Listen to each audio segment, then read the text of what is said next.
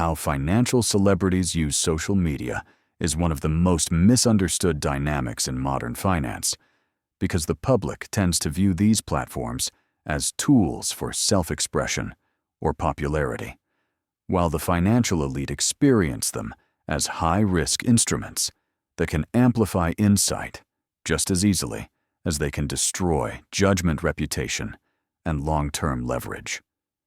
For those who already possess capital credibility and optionality, social media is not a playground. It is a volatile environment where every word becomes permanent, every tone becomes a signal, and every misstep compounds faster than any financial mistake ever could. The first thing to understand is that financial celebrities do not post to share thoughts in the casual sense. They post to manage narrative exposure. In markets, perception often precedes reality, and social media is where perception now forms at scale. A single sentence can influence sentiment, attract regulatory attention, trigger imitation by less sophisticated followers, or harden an identity that later becomes a prison. Because of this, experienced financial figures treat posting as a strategic act, not an emotional one. What looks effortless from the outside is usually the result of internal restraint. One of the most consistent behaviors among seasoned financial celebrities is selective visibility. Contrary to influencer logic, influence at scale does not require constant presence. In fact, as reputation grows, frequency often decreases. Scarcity becomes credibility. When someone who rarely speaks finally does, the signal-to-noise ratio is perceived as higher regardless of content. This restraint is not accidental.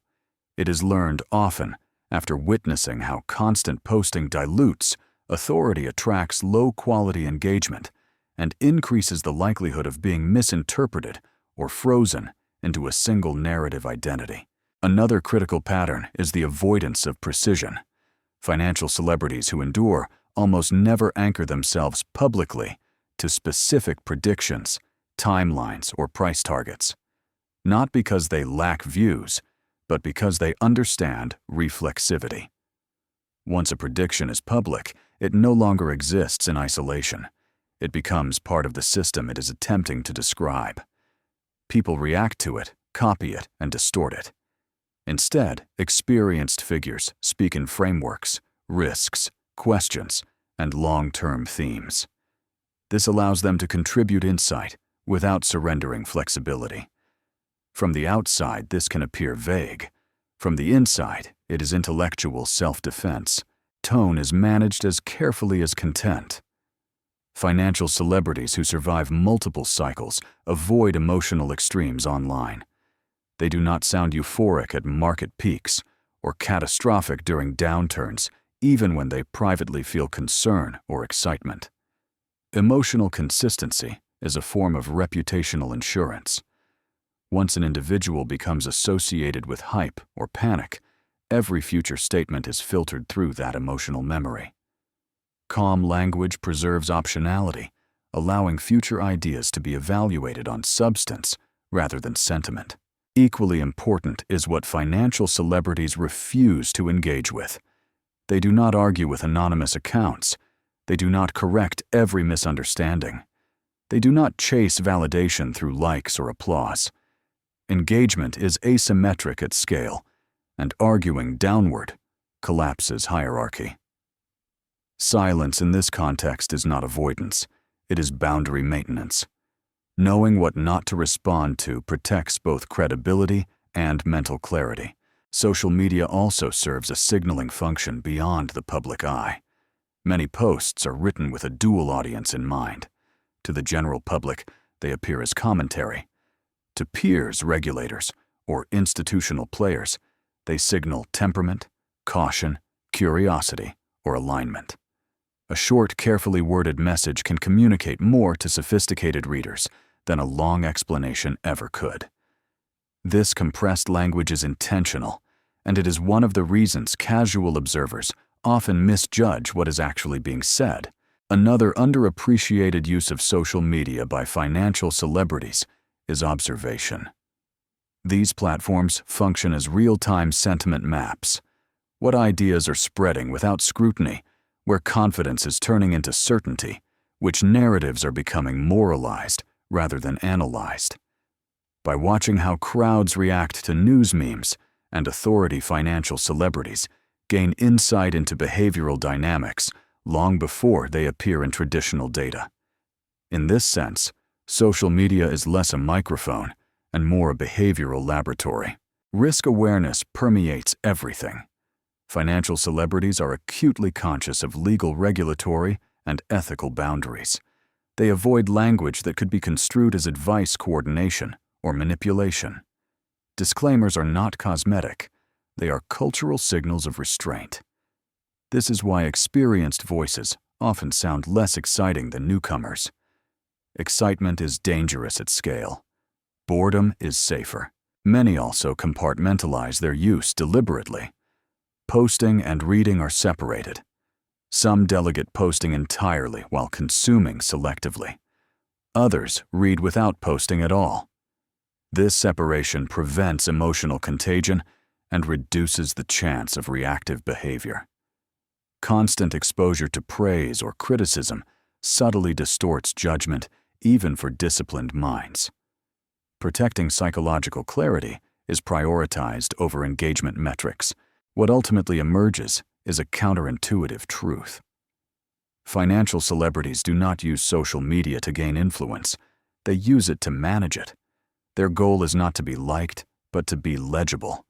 They want others to understand roughly how they think, what they value, and what they avoid. This clarity reduces misalignment and prevents false expectations.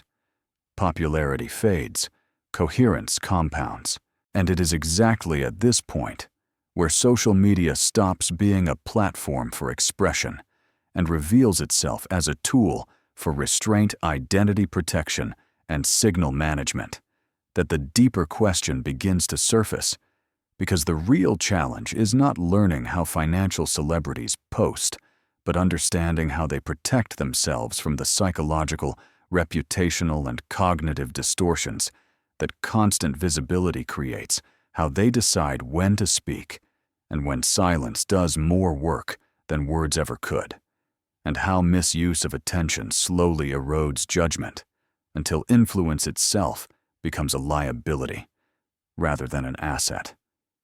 Which is why the story must continue into the next part, where these hidden costs, trade-offs, and long-term consequences of social media exposure finally come into focus. As the sentence continues without pause and carries us forward into the deeper examination of what happens when attention itself becomes a form of leverage that must be managed with the same discipline as capital.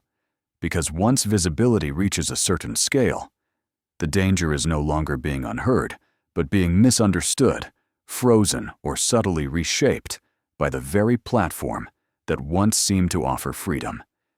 And it is precisely at this moment, mid-thought and deliberately unresolved, that we now need to continue as the narrative moves forward into the next phase, where the unseen price of influence begins to reveal itself. And that continuation forces us to confront the unseen price of influence, because once attention reaches a certain scale, it stops being neutral and starts exerting pressure back onto the person who holds it, reshaping incentives, narrowing acceptable thought, and quietly altering behavior in ways that are almost impossible to notice from the inside. Financial celebrities who remain effective over long horizons learn often through painful experience that social media does not simply reflect who you are. It trains you to become what it rewards. And unless this dynamic is actively countered, influence begins to corrode the very judgment that created it. One of the earliest distortions is cognitive compression. Complex thinking does not travel well in short formats, and repeated exposure to simplified expression slowly pushes even sophisticated minds toward sharper, cleaner, more absolute language. Over time, nuance feels inefficient, Conditionality feels weak. The platform rewards certainty, and certainty gradually becomes more comfortable to inhabit. Financial celebrities who recognize this danger deliberately push their deepest thinking elsewhere into long-form writing, private discussion, or complete silence. Social media becomes a summary channel, not a laboratory for thought. Another cost emerges through emotional feedback loops. Praise, ridicule, and outrage arrive instantly, and at scale far removed from the actual quality of the idea expressed. This disconnect is psychologically destabilizing. A mediocre thought can receive massive approval. A careful, responsible statement can be ignored or attacked. Financial celebrities who are not careful begin calibrating expression to reaction rather than truth. Those who endure break this loop by delaying consumption of feedback, delegating moderation, or disengaging entirely. They understand that raw reaction data is noise, not guidance. There is also the subtle narrowing of risk tolerance. Once an audience begins to anchor expectations around a public figure's perceived stance, deviating from that stance carries reputational risk. Changing one's mind publicly feels more expensive than being wrong privately. This creates a perverse incentive to defend outdated views rather than revise them. Financial celebrities who remain intellectually alive build explicit permission for reversal into their public identity. They repeat sometimes to the point of boredom that views are provisional, that uncertainty is permanent, and that adaptation is a feature, not a failure. Social media also introduces a form of moral loading. Statements about markets policy or innovation are increasingly interpreted as ethical positions rather than analytical ones. Disagreement becomes moralized. Financial celebrities find themselves judged not just on accuracy, but on alignment with tribal narratives. This environment discourages honest exploration of trade-offs because nuance is easily misread as endorsement or opposition. Those who stay grounded accept that they cannot control interpretation. They speak carefully, but they also accept misunderstanding as the cost of integrity. As influence grows, another shift occurs. The audience changes. Early followers are curious. Later followers are convinced. Eventually, many are seeking validation rather than insight.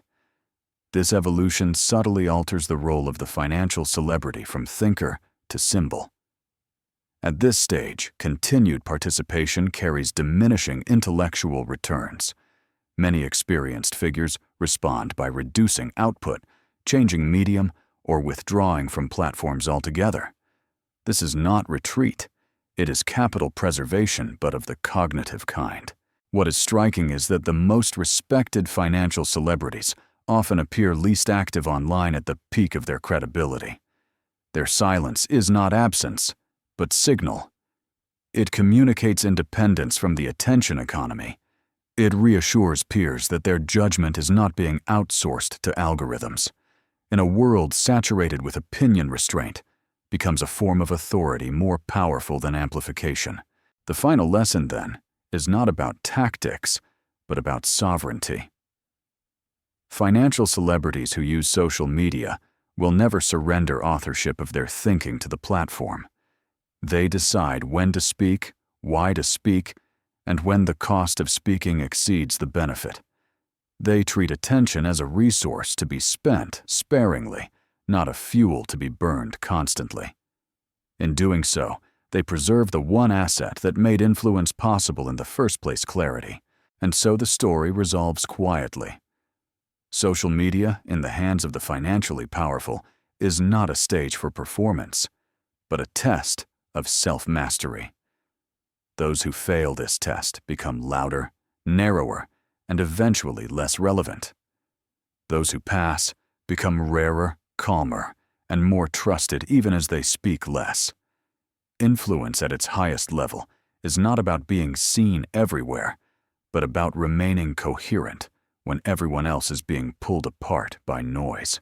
If this deeper exploration has shifted how you view the online behavior of financial celebrities, I invite you to subscribe to the channel and continue these long-form reflections together. Because this space is not about hot takes, but about understanding the hidden forces that shape money power and judgment over time. And I would love for you to leave a comment, sharing whether you believe social media ultimately sharpens or dulls financial thinking. And why? Because reflecting on how attention shapes belief is one of the most important skills any serious investor can develop in the modern world.